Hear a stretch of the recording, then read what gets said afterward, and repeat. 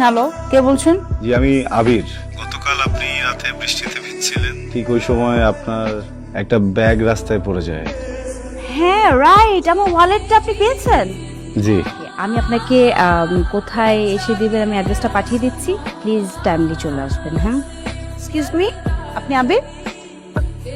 আমি খুবই কিউরিয়াস ছিলাম যে আপনি আসবেন কি আসবেন না। এখান থেকে কিন্তু আপনি আমাকে 100 টাকা লোন দিয়েছেন। মানে মানে আমি নিজেই আসলে 100 টাকা এখান থেকে নিয়েছি, আমার আসার ভাড়া ছিল না তো। আপনি তো খুব মজার মানুষ। টাকা কোনো বিষয় না, দেখেন আপনার অনেক টাকা তাই না? আমার না, আমার বাবার অনেক টাকা। আপনি 100 টাকা রাখেন, এটা বকশিস না, আপনার যাওয়ার ভাড়া। এটা লাগবে না, 100 টাকা নিলাম না। আমি তো অটোতে করে আসছি, আবার অটোতে করে যাবো 20-40 টাকা, আর 60 টাকা এরপরে থাকবে যেটাতে আমি চাটা সব সমস্যা নেই। এটা তো অনেক হিসেবে। কি করেন আপনি? কিছুই করি না, বিদেশে যাওয়া ট্রাই করি কিন্তু হচ্ছে না। বিদেশ যাবেন কেন? দেশেই তো এখন কত কিছু করার। কোথায় যাবেন? কোন কান্ট্রি? ওইটা না বলি। আচ্ছা, আপনার নামটা তো আমি সেভ করে রেখেছি, কোনো অসুবিধা। And you can call me any time.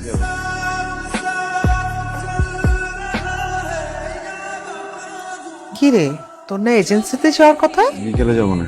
বিকালে কেন? এখন যা। মা আমার এত মাথা ব্যথা করতেছে, আর রোজ অনেক বাইরে, বিকালে যাই। নবাব সাহেব আমার, সকালে খেয়ে আপনি বাইরে যান, আবার বিকালে খান। খেতে খেতে সর্বশান্ত করে আমার ঘাড়েই বসে খাচ্ছেন। মা, খাবারের কোটা দিচ্ছ কেন? একদম চুপ, ভাইরো কালতি করবি না। তুই খেতে খেতে না আমি যখন মরবো কবরে বসেও খাস।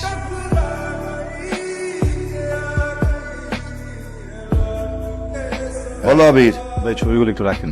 যখন যেটা বলবো সেই সময় সেটাই করতে হবে, তাইলে তাড়াতাড়ি ভিসা হয়ে যাবে। ভাই আমি না সবকিছু বুঝতেছি, আমার আম্মা বুঝতেছে না, উনি খুবই উত্তেজিত, আপনি বুঝছেন? ওরে বাবারে, এত অধৈর্য হলে তো হবে না, এটা একটা প্রসেসিং এর ব্যাপার। জি ভাই, আপনি একটু আগান। ঠিক আছে, দেখতেছি। তুমি ওই কিছু দিয়ে যাও, কাজ শুরু করে দিও। কিছু কি দিব ভাই বুঝি নাই।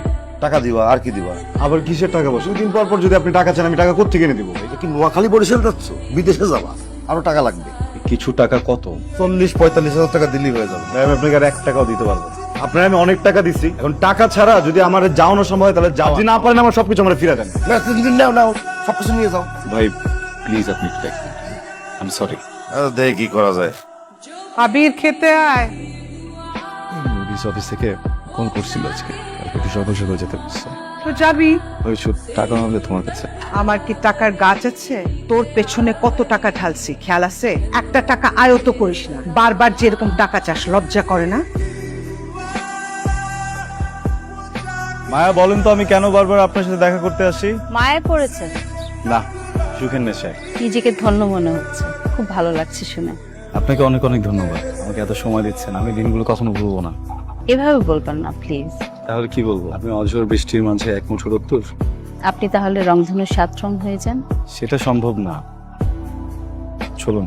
কেন, আরেকটু থাকি না? সবকিছু স্থিতি স্থাপক সীমা আছে, যেটা অতিক্রম করা নিষেধ।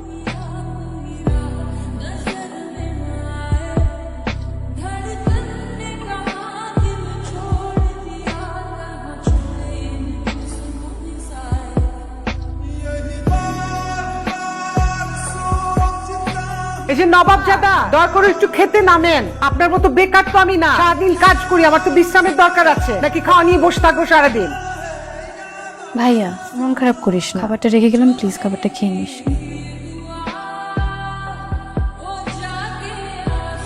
ইয়াইন, বিয়ে তো আমাদের পছন্দ হয়েছে, তবে একটা ছোট দাবি ছিল। জি বলেন। যদি একটা গাড়ি দিতে পারতে। ভাই সাহেব, আমার যা টাকা পয়সা সবই দালালকে দিয়ে ছেলে বিদেশ যাবে। এটা কি বললেন আপনি? আপনি সামান্য একটা গাড়ি দিতে পারবেন না আপনার মেয়ের জামাই রে?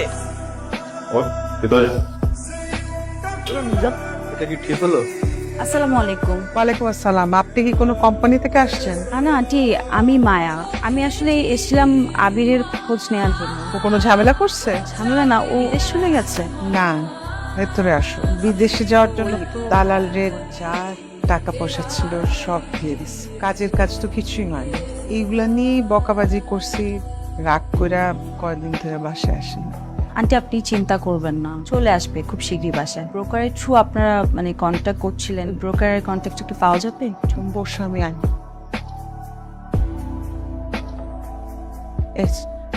ওকে আন্টি, আমি দেখছি কি করা যায়, আপনি কোনো চিন্তা করবেন না। বলেন ম্যাডাম, কি হয়েছে? আপনি শফিক সাহেব? জি জি জি, পুরোটাই শফিক। আমি আবিরের ব্যাপারে কথা বলতে এসেছি। না, আবিরের ব্যাপারে কথা বলে কোনো লাভ নেই, কারণ ওর কপালে বিদেশ নেই।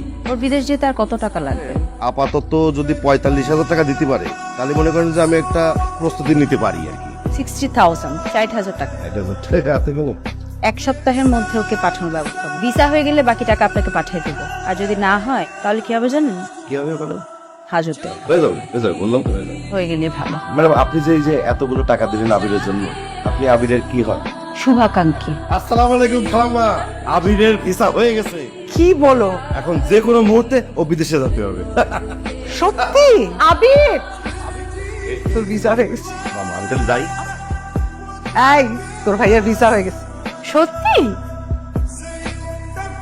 তুমি আমাকে বিশ্বাস করো না? বিশ্বাস তো করি। কেন? তোমার কি মনে হয় আমি প্রথমে এমন কোনো ডিসিশন নিব বা এমন কিছু করব যেটা তোমাদের জন্য খারাপ হবো? কি বলিস বুঝি না। আমি বিদেশ যেতে চাই না মা। আমি এখানে থাকতে চাই। আমি এখানে থেকে অনেক পরিশ্রম করব, সবকিছু করব। ওখানে একটু বেশি কামাতাম, এখানে কম কামাবো। কিন্তু তোর কি আমাদের কথা কখনো মনে হয় না? সব সময় নিজের যেটা ভালো লাগে সেটাই করবি। বিদেশ যাইতে ইচ্ছা করছে, সব টাকা দিছি, এখন আবার যাবি না। এটা ঢং। তোর মতো স্বার্থপর আমি আমার জীবনে দেখি নাই। আমি দোয়া করি আমার শত্রুরা যেন তোর মতো ছেলে না। মা, ছাড়। কি হয়েছে ভাইয়া?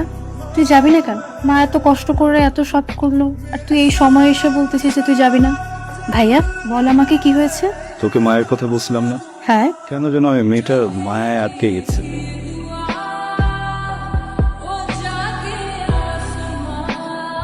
হাই, হঠাৎ এরকম আর্জেন্টলি কল? অনেক ইম্পর্টেন্ট একটা কথা বলবো। আজকে আমার লাইফের সব থেকে বেস্ট দিন, সব থেকে খুশির দিন। রিয়েলি? একটা গুড নিউজ আছে। আমার আপনাকে একটা গুড নিউজ দেওয়ার আছে। তাই নাকি? আচ্ছা, আপনি বলুন। আমার বিয়ে ঠিক হয়ে গেছে। কংগ্রাচুলেশনস। Thank you. আমি আজকে কার্ডটা আনতে পারিনি, নেক্সট ডেতে কার্ডটা নিয়ে আসবো। ফ্যামিলি সহ আসবেন। আপনি কি যেন একটা গুড নিউজ দেবেন বললেন? ভিসা হয়ে গেছে আমার। Wow, congratulation. আমার যাওয়ার প্রিপারেশনের কিছু কাজ টাজ বাকি, তাহলে যাই। Okay, see you soon. না, তুমি ফুলের মতো। Thank you. ভালো থেকো।